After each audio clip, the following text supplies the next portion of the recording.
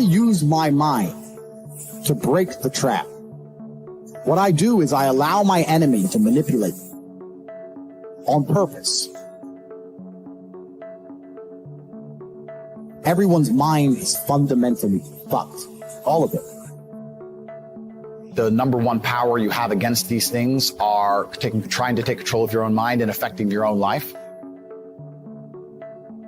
Depression is the ultimate motivation. Oh, so you're depressed. Okay, so you come along to me and you tell me you're depressed. I expect to see a huge list of what you're achieving per day. If you're unhappy with your life and you're depressed, I don't expect you to be popping pills and sitting laying in bed. I expect you to give me a huge list of everything you're achieving per day. Depression's a fantastic motivation. You know, but people are told the opposite. No, you feel depressed, that's wrong. You should be happy anyway. Take the pills, stay home, take some time off. Complete garbage. You're depressed? Okay, get up, go for a run, lift more weights, make more money, get a second job, get more girls. Like, you can outrun depression. I'm a man who's always believed, and I think every man understands this, action over inaction. And I think it was General Patton who said, a good plan today is better than a perfect plan tomorrow. You gotta do something, and you gotta do something fast. Yeah. You're just sitting around talking about it and hoping for things to get better. Has never, I don't know about you gentlemen, but every time I ran out of money in my bank and I thought I'm gonna sit around and hope for something to come, it never really worked out. Right. It never worked out, you know? It's like, you can't be sitting around waiting for things to happen to you. Also, I think, especially in the West, a lot of people's problems are all in their mind. And I'm not saying that mental conditions aren't real, because absolutely some are, but I try and explain to people, look, the only thing on the planet you have genuine control over is your state of mind. Like, you can't even control your health. You might get hit by lightning. You can't control other people. You can't control the weather. You can't control anything. The only thing you can affect in genuine real time is how you feel in your head. If someone comes to me and goes, oh, I get really shy and anxious, I'll say, so? Right. Not, oh, okay, that must be horrible. No, so? Do it anyway. Yeah, but I'm shy. I don't care. No one cares. The whole world doesn't care. Nobody cares. You could drop dead tomorrow, the world wouldn't care. The sun's still gonna rise, people are still gonna go to work. So you're gonna sit here and worry about speaking? When people come to me and say, I'm not happy, I say, why should you be happy? And we're all adults here. This infantile mindset that we're all supposed to be like we were when we were 3 years old, and something shiny, laugh all the time, run around in circles. We're grown-ups and we have responsibilities and we have problems and we have pressure, and you don't necessarily have to be happy to perform, especially if you're a man.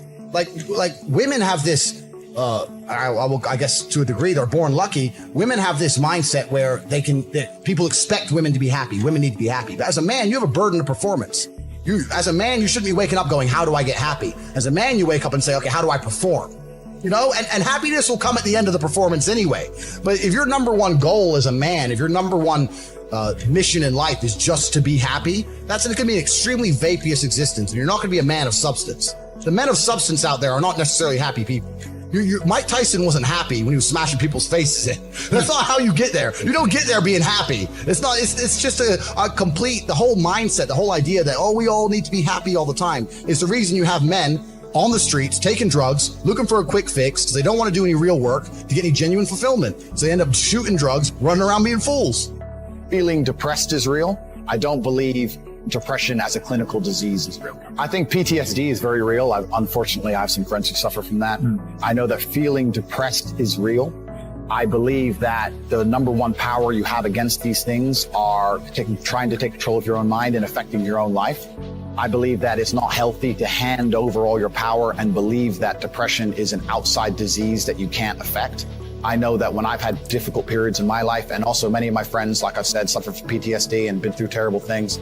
I've lived a very difficult life, and I know people who have, that the things that made them feel better is when they woke up and said, you know what, I'm not going to allow this to damage me anymore. I'm going to take responsibility. I'm going to get up and I'm going to fight this as hard as I can.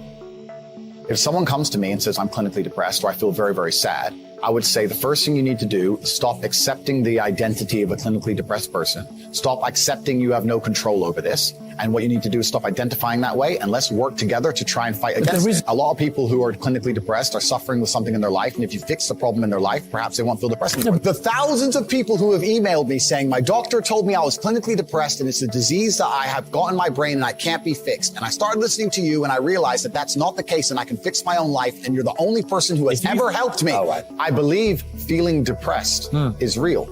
I do not believe it's a disease that you catch from the sky and you cannot affect. I believe that no matter what happens, I believe you have control over your own mind and you can fight against it. I believe if you change your circumstances in your life, you may feel different. I'll give you a quick example. I had a guy who emailed me saying he was clinically depressed and he was going to kill himself. I obviously am not a psychiatrist, I'm not a doctor. I told him, Because I replied to my emails. I said, have you been to a psychiatrist? He said, yes, I'm clinically depressed. I've been on these pills, this amount of time. I'm on antidepressants and it doesn't work. I said, I don't know what to say to you besides this. And he said he lost his girlfriend. That's why I became clinically depressed. I said, listen, go to the gym, get a six-pack first. Once you've got a six-pack, email me again.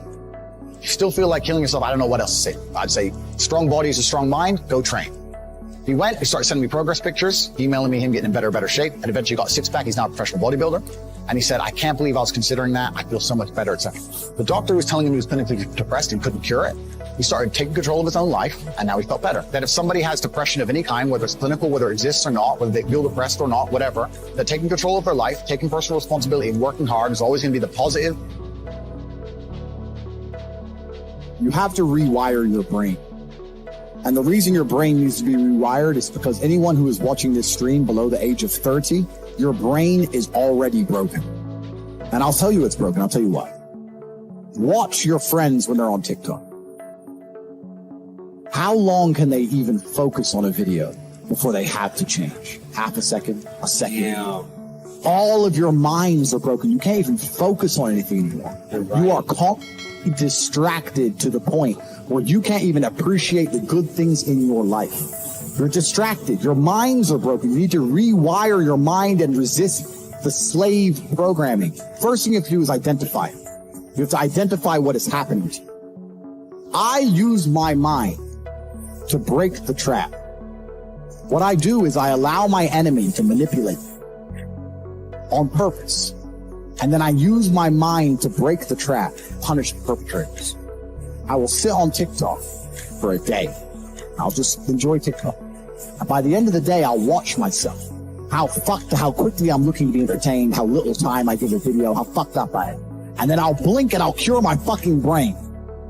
You must allow yourself to be manipulated and you must fix it. All of it. You just talked about not appreciating the things you have. Then blink and cure your brain. It's a conscious decision. The Matrix is trying to control your mind. They're very good at it. That's what they do to control all of us. You have to break the trap. If you cannot control your own mind, then you are just a feather in the wind of life. Because your own mind is the only thing you can control. You can't control the weather. You can't control other people. You can't even control whether your heart stops beating. You might have a heart attack tomorrow. You can't control anything besides what you think. If you cannot control your own mind, then you go through life with zero control, zero influence. You can't control anything. You're just a feather in the wind, waiting for life to blow you from happy place to sad place to happy place to sad place, completely hoping on the gods to be fortunate to you, because if any genuine discomfort comes your way, you're fucked. It is trained like everything else in life. If you find yourself unable to focus or concentrate on tasks, you must blink and cure your brain. If you find yourself unable to go and dedicate yourself to something you don't want to do, you must blink and cure your brain. Because all of our minds have been under constant assault for years. The way the mind functions, the way people interact, has changed so significantly in the last 10 years you wouldn't believe. If you go to a party today as opposed to a party 10 years ago, they look completely different. People are acting differently. People are on their phones now than ever used to be. Even now, people will go to places only to get an Instagram picture, even if they don't enjoy the place. It's all about pretending they're having fun as opposed to actually having fun. The entire paradigm of society and how we interact has now changed. Every single thing in the world is attempting to influence you. I'll give you another paradigm that you need to understand. I ask people have these beliefs. Doesn't matter what their belief is. Doesn't matter, they believe in something. I say, where did you get that belief from? And they don't know. Oh, well, it's just how it's supposed to be. We're just supposed to wear a mask, whatever it is, right? Where did you get that belief? Who told you that? And does that person have your best interests at heart? Think about it. Think about all the things you truly believe. Think where you learned it, and think if that person actually gives a fuck about it.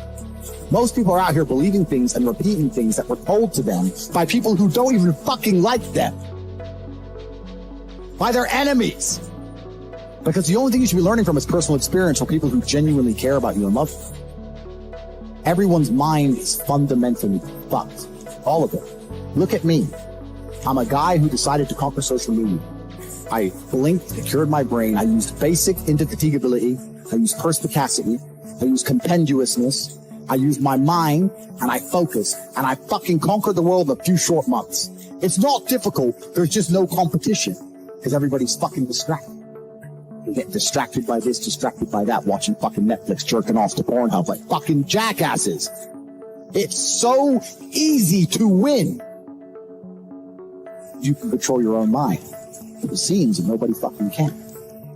And that's how the people who run the world keep the world running, because they have all the slaves exactly where they need them to be, permanently distracted and semi-depressed, working their asses off in jobs which will never satisfy them and never pay enough money. That's the matrix. Most people are so deep inside of their program. Most people are so hopelessly dependent on the system they will die and fight to defend it. Most people will sit here and pretend that the world they live in is just and fair because they are fucking slaves. Schools are designed to make you a slave. You're set up for slavery. Whole thing's a fucking scam. The education system's a scam. The judicial system's a scam. The medical system's a scam. The law doesn't mean a thing. Your rights don't mean a thing. Look at these last few years. You're living in Canada. You don't learn that everything's a fucking scam? All of it. The only hope you have is to cure your brain, see the attacks which are coming from the matrix, control your mind, and then learn how to escape life. Good things come to those who wait. Good things don't come instantly. Your revenge is going to be using that sadness, using that sorrow to become such an amazing man that she realizes she fucked up. Every single one of my exes realizes they fucked up. There's not a single person who's close to me whose life would be better if I wasn't in it. Every single one of my exes looks and goes, I wish I had top G still now. I just text my boyfriend my problems. He can't fix them, man. I'm sitting here on economy, Tate's on his jet. I fucked up. And so if you get to take that sadness and sorrow until you become the man that you know you can become, then your victory comes. It's maybe a little bit delayed, but it's certainly not least coming, and you should be excited by it. You need to look at it. There'll be a day where she regrets the decision she made. There'll be a day where she understands that she fucked up and her life would be better if she kept. And I'm going to prove it to you.